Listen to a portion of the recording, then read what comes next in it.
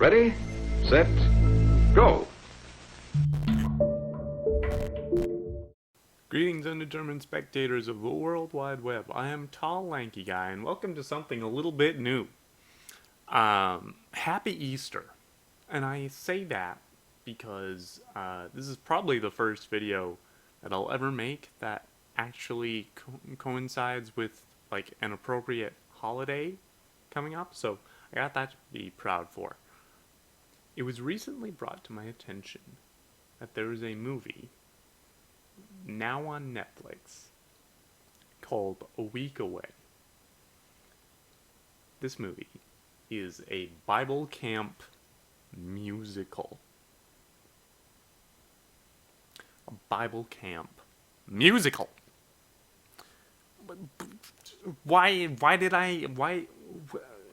How long was it gonna take for me to find out about this?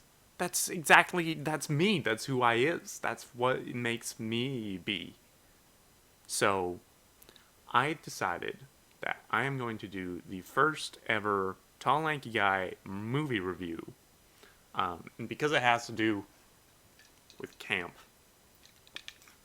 gotta put on the Tall Lanky Guy cap. The Real Talk with Conch hat. Not because it's time for Real Talk with Conch, but because it gets me into the camp mood, you know? So here we are. It's called A Week Away. Let's get started. The movie pulls out like all the major credits first, and it's like it kind of feels like a 90s family adventure movie, except that the credits aren't rolling over the actual film yet. It's just this cute, like, crafty scrapbook, sort of almost stop animation intro. After that, we open with the main character, Will Hawkins, who is running from the police because we need to know that he's a troublemaker, but he's got a guitar and he's white, so he'll be fine. He gets caught, and then in the next scene, grown-up, bald exposition man tells the kid that this is the last straw, and he's got to go to juvie. He doesn't want to go. Will doesn't want to go to juvie. For reasons, you know, it's juvie. Doesn't want to go. Has a quick dead parents traumatic flashback, so that we all know his parents are dead. Other than we would have known that from the fact that he's a foster kid, but we really needed to know that he had parents, no longer has them. This is what we know so far. And immediately after that flashback, this random lady shows up in the office with her son, whose name's George. He seems cool. And they scoop Will up and decide he's going to summer camp. There's a quick bit of dialogue where Will is like, I'm not summer camp material. I'm not like other girls. It kind of feels like the movie is making up for the fact that the scene up until this point hasn't really had a whole lot of real tension. Like, we know it's not a movie about him going to juvie. But you don't really get much time to think about that before the first song starts, and good lord, the first song, like, drops in the Jesus, like, right away. Like, it's like I opened up the Bible and I was reading about myself, and it's just, they're bringing it in to what it's all about right away. Laying on the evangelism on this poor kid, like, real quick, real heavy. It should not work, but it's a freaking Bible camp musical. Of course it's gonna work. I will say, there's a bit where everyone's, like, in the bus on the way to camp, and everyone's singing, and Will is just like sitting there, like, entirely baffled by camp culture, and it's very good. It works really well. It made me chuckle. Anyway, George sings to Will about these new beginnings and new horizons and whatnot, and at that moment, our female love interest, Avery, just like twirls into frame. It's cute. I gotta note that, like, the fun thing about a musical, like, set at a Bible camp is that you can't really tell if the music is diegetic or not, or, like, if it's actually in the world of the story. Like, the idea that all these staff and campers already know the song and all the choreo on the first day of camp does not surprise me at all. That would not surprise me in the least. The camp is called Camp Awigaway because, of course, it is. This movie made me realize that the joke of taking English words and mashing them together to sound like an indigenous name probably shouldn't make it to the final cut. But here we are. Anyway, Will gets introduced to Avery and Sean, but Will decides not to let it slip that he's a foster kid, and instead says he's George's cousin, which George is visibly weirded out by, and it's quite funny. Sean immediately establishes himself as the jealous, arrogant, and blonde antagonist, and does a cute song with the boys. Cute little song and dance, just to show that he may or may not be into Avery. Can't confirm. This movie, so far, has made a really cool choice of including the, like, main character is confused by the musical conventions trope. It actually, like, really works in sort of the context of, like, being a non-Christian and hanging around in, like, a very, very much designed for Christians sort of space. It translates really, really well, of this poor kid just standing around with a bunch of kids who are super enthusiastic about something that just makes no sense. Also, holy shit, the camp director is Todd Packer from The Office. He's also an Anchorman, I guess. Also, he's Avery's dad. In the movie, I don't know if they're related outside the movie. The movie bullies George a little bit for, like, how his cabin is decorated, which I will simply not forgive. George is the best, and the chipmunk cabin is wonderful. I love it. And it's in this cabin that we arrive at the characters' objectives. George likes this girl named Presley, and Will likes Avery. And they decide that they will help each other get on their respective girls' good sides. So, yeah, the primary objectives are two girls that very much have can make their own choices, but they are considered the objectives in this movie. Really small note, George tells Will to always wear shorts, which I resent on a fundamental level. I only wore shorts if I was at the beach. Otherwise, I gotta wear pants. You can't safely travel through brush and tall grass with your funky little hamstrings exposed. You gotta protect your hammies when you're in the wilderness, man. What are you doing? Wear some pants. So the boys and the girls, the boys talk to each other and the girls talk to each other. Literally 2 tables away, these conversations are happening about how George and Presley, they just need to talk to each other. They just got to make things happen.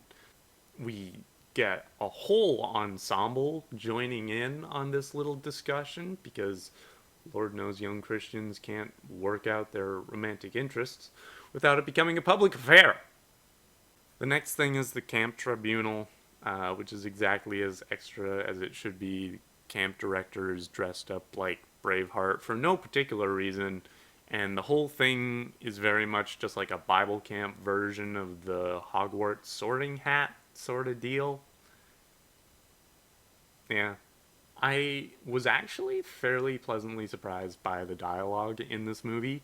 Like, George and Will have really good comedic chemistry, and like their like weird rivalry thing with Sean is actually pretty entertaining. So like points to that.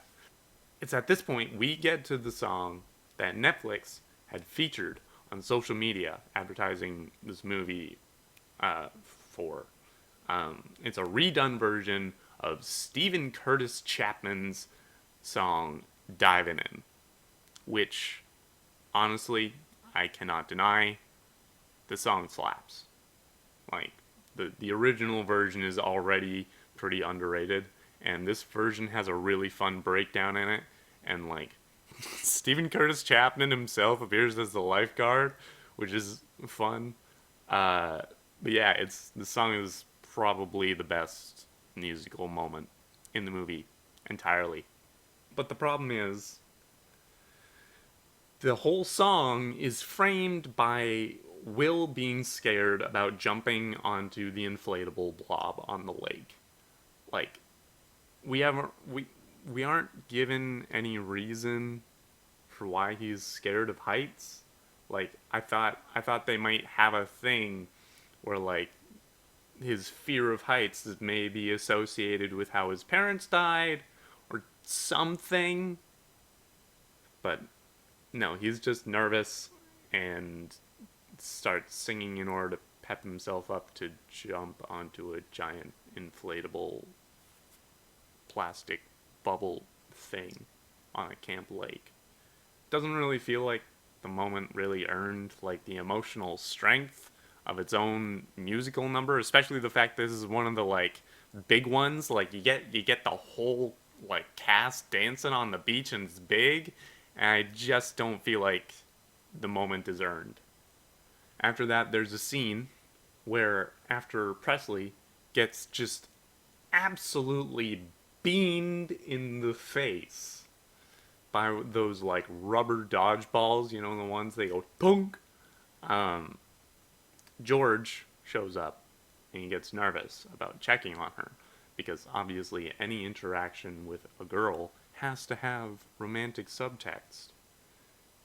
It, yeah, there's a whole sequence of like him psyching himself up, and there's this cool like pop fantasy sequence. It's nice. It was a cool choice, but yeah, I don't know why he needed. It didn't need to have that much significance to it. We hear the movie's version of My Father's House, which decidedly does not slap. It's just not that good. Moving on. So we get to another campfire where Avery stands up and quotes Jeremiah 29:11, which if you don't know it goes something like, "For I know the plans I have for you, says the Lord, plans to prosper you and not to harm you, plans to give you a hope and a future," something like that. It's a classic verse. It's the classic God knows what he's doing with my life verse that people love taking out of context in order to reassure themselves. Which, like, fair. But also, that verse was originally written for a group of people facing potential genocide. So, maybe not as applicable as we might like to think it is. There's an interesting musical moment where the camp is singing "Awesome God," like "My God is an awesome God," do do do do do do do do do, and then Will and Avery start singing their own song. It's the same song, but they're singing it together, but on their own. Um, and as we always knew would happen in this kind of movie, the sheer atmosphere and just hefty vibes cause Will to stand up and start singing along to "Awesome God," signaling the escalation of his faith journey. After that, they have another moment where Will is clearly working himself up to tell Avery how he feels about her, and then she gives him a photo of like the gang. Like it's her and Presley and George and Sean. which for some reason changes his mind. Like maybe it's the fact that it's like a reminder of how he doesn't belong there. In any case, it doesn't really make sense as to why that would spook him out of expressing feelings. But I don't know. Freaking George makes a Dirty Dancing reference after Will comes back into the cabin from talking to Avery. George is just sitting there and he's just like, "Hey, lover boy," and I was just, you can't tease me like this, George. This movie is way too pure for that movie to be here. It's too pure in the worst way. Like, you're not allowed. You can't just make me want something like that to be thematically relevant, because it's not. But you want to use the movie reference so that someone can be like, "That's from a thing." You can't do that. Sean overhears Will and Avery's cute conversation and then decides to somehow like break into the director's office.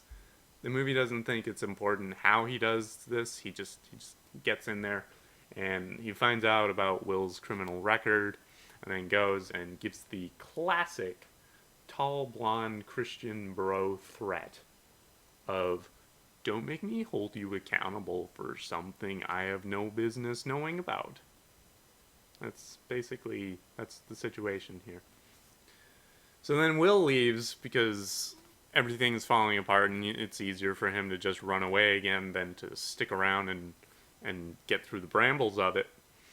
Avery goes after him and Avery confronts him, and Will makes the very valid point of, what kind of God takes away both my parents and leaves me here, which Avery just brushes over in order to appeal to his experience at camp, which is such a common trope in not just Christian media, but just in Christian culture. It's just so much easier to cite some sensational Holy Spirit-ish feeling that you get at a well-crafted worship setting just to cover over someone's very real and ongoing trauma. Like, don't think about your problems. Just remember that one time you felt so good it made you believe in God. And because it's a movie, it works. It works on Will. So he comes back, he kisses Avery, and there's a huge round of applause, which is hilariously not actually directed at the kiss, because everyone's still facing the stage behind them. Like, yeah! Wow! So happy for you guys! Woo! After that, Will sings a nice Jesus song with George. It's honestly pretty meh. Diving in would have made a much better finale. But regardless, Will and George's team win the week, which, honestly, I kind of really wanted Sean's team to still end up winning. Like, just to let him have that. You know, he seemed to be falling apart near the end because, you know, his team had been winning for a long time, and it's really all he cared about. And that's the entire reason that he went and snitched out Will. Just let him have this small petty thing. But nope, instead, Sean actually ends up apologizing. Is this like massive sweep of character development? Like, it's so out of left field because we don't see Sean ever really learn any lessons. He's just like, I lost the arbitrary camp contest, so now I'm taking responsibility for my actions. I'm going to take a moment and pause to talk about camp relationships. I know very little about them because I've never actually been in one. I've seen plenty of them. I don't understand them. They seem weird. Like, y'all only see each other for a week out of the year. So, is this like an indefinite long distance thing? Like, is it like a romantic pen pal sort of deal? I don't understand. Because like Presley just like gives George her number, and then just heads out. Like, isn't that that kind of seems like a flimsy way to start a relationship? Like, at least Will and Avery have like bonded over their dead parents and worked through at least one issue, you know? And you can try and tell me like, don't put too much pressure on it. They're just high school kids. No. These are Christian high school kids in a Bible camp musical. This is how it works. This is how the industry works around here.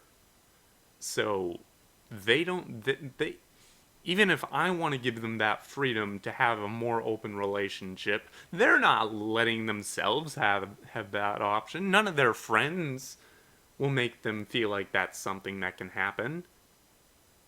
It's very straight and it's very monogamous, and that's how it's gotta be. Closing thoughts. This movie was actually slightly better than I expected. It really was. A lot of the humor landed pretty well, and I was bopping along to some of the songs, like maybe a couple. It is not good though. It is not good, just a little better than it could have been. It doesn't do anything particularly unexpected or really exciting. A lot of the musical moments feel like unearned and fairly underwhelming. Um, but I did have moments of enjoying myself. George is the best character. The movie should have been all about George, but obviously we needed a tall white protagonist. So, what are you gonna do? And that's all I've got for today. Thank you so much for watching. If you liked this, I enjoyed making it. I like doing a new thing every now and then. So if you liked it, feel free to click the like button. If you have suggestions for other things that you'd like to see me talk about, react to, other movies to do a review of, let me know in the comments. And if you haven't subscribed or rung the bell, those are both things you can do. We'll see you later.